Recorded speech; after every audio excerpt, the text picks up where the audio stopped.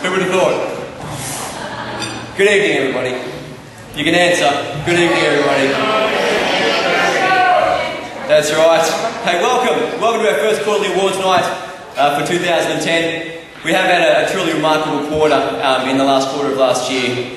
We broke a few records and I'm really looking forward to celebrating that with you over the next hour or so. But before we move to that, I'd like to speak briefly about a couple of people. One of the things that we have the great privilege of is working with so many outstanding individuals. And in the last week, we've had two people that have, one that's made the decision to take the next step in her career, and another that's made the decision to leave us for a different reason. And I'd like to start with Megan Kelly from Cardinia office. Megan Kelly's been a massive contributor to our organisation in the short time, just a few years that she's been with us, but she was instrumental in the implementation of Harcourts One. She's always done some great things there at Cardinia, and she's been a huge supporter of our administration team. Quite often, at certain points, she knew more than the state team on lots of topics because she's right there in the field doing the work. So she's made the decision to spend some more time with her family. So next Friday being her last day, I want you to give Megan a huge round of applause. And thank you.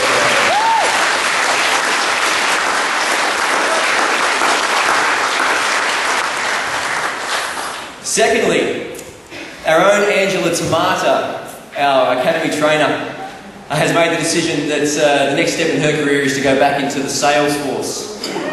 She's going to do that in the Harcourts team, she's going to do that in Auckland, back with her family. Ooh, I agree. Hey, Angela's been just a massive influence. She was one of the first people from the Harcourts group that came over and decided to try and spread the word here in Western Australia. She's been here for 3 years. Which is effectively since day one of the Harcourts brand being here.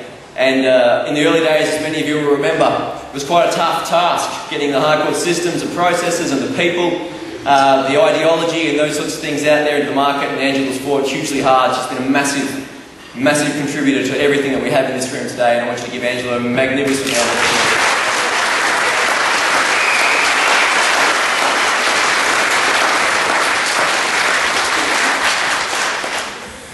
2 weeks ago, actually about 17 nights ago, I was sitting in a restaurant with my parents, my beautiful partner Dallas, over in Queensland. We're in an outside area, and directly in front of us, on the road directly in front of us, there was a tremendous explosion as a motorcycle slammed into a car that had pulled out of a driveway.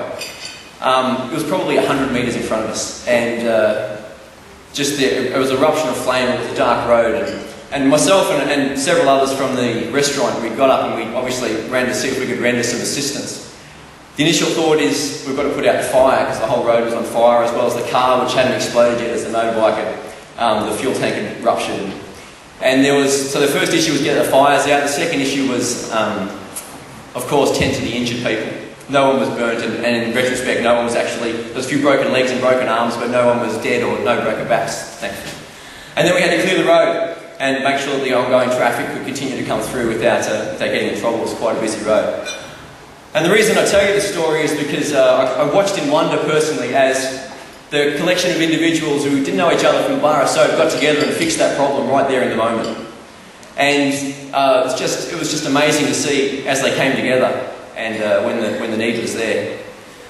In reflection on the plane on the way back from Queensland, it occurred to me that in my role every day I see people just do truly amazing things right in front of me and come together, and I just reflected on the number of times that I watch in wonder as you guys in this room just do tremendous things.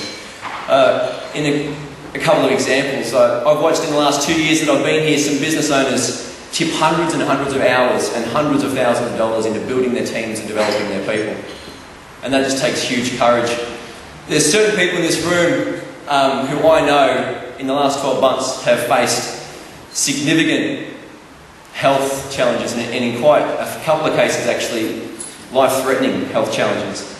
And the courage that those individuals have shown is a courage that in my life to this point I've never been asked to show. I've never had cause to show. I watch in wonder every month as sales consultants make the decision, the very brave decision to start in the industry and to put it all on the line for the opportunity to be great and perhaps one day be able to stand up on this stage and be congratulated by their peers, as we're going to do tonight. And I watch in wonder as over the last 2 years, day by day, each and every one of you, I think, takes greater ownership of this organisation. You see it as your own now, and you take pride in what we've built and in what we're continuing to build.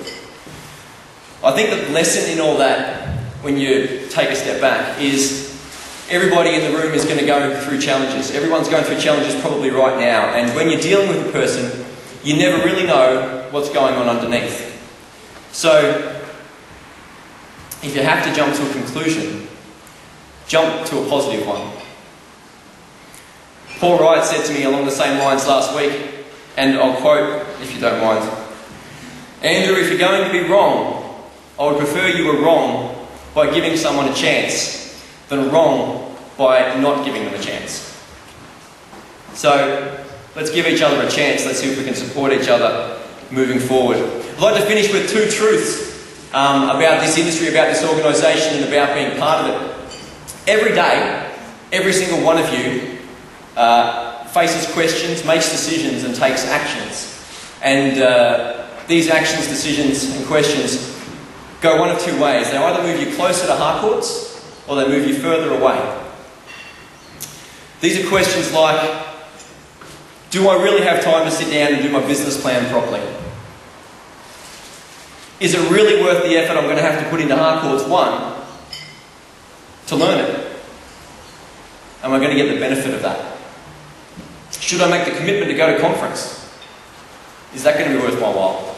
And of course, the big one, am I going to have the courage to back up and defend Harcourts and the values that we stand for when my own money or my own pride is on the line? So either way, whenever you make these decisions, you're always moving towards or away from Harcourts, and that's the first truth. The second truth is that if you move closer to Harcourts, or as you move closer to Harcourts and you make that decision, you will move closer to success in the real estate industry. And there's numerous examples of that, but a simple one is that, did you ever notice when the sales consultants and the business owners and the property managers, the most successful, are also the ones that are at everything? They're the ones at the training, they're the ones at conference, they're the ones at Business Leaders Conference, and they're the ones in the room tonight. It's just that simple. So, there's no coincidence there. Our purpose as Harcourts here in Western Australia and across the group is to create success, and it's reiterated by Mike Green here in the front every single time we sit down at a HIL meeting as our very, very first point. So I made the commitment to you tonight that if you move yourself closer to Harcourts, Harcourts will unequivocally move you closer to your success. That's the commitment that we make. The people that are going to be up here tonight have had a really good quarter. So please make sure you clap loud. Have a wonderful time. Thank you very much.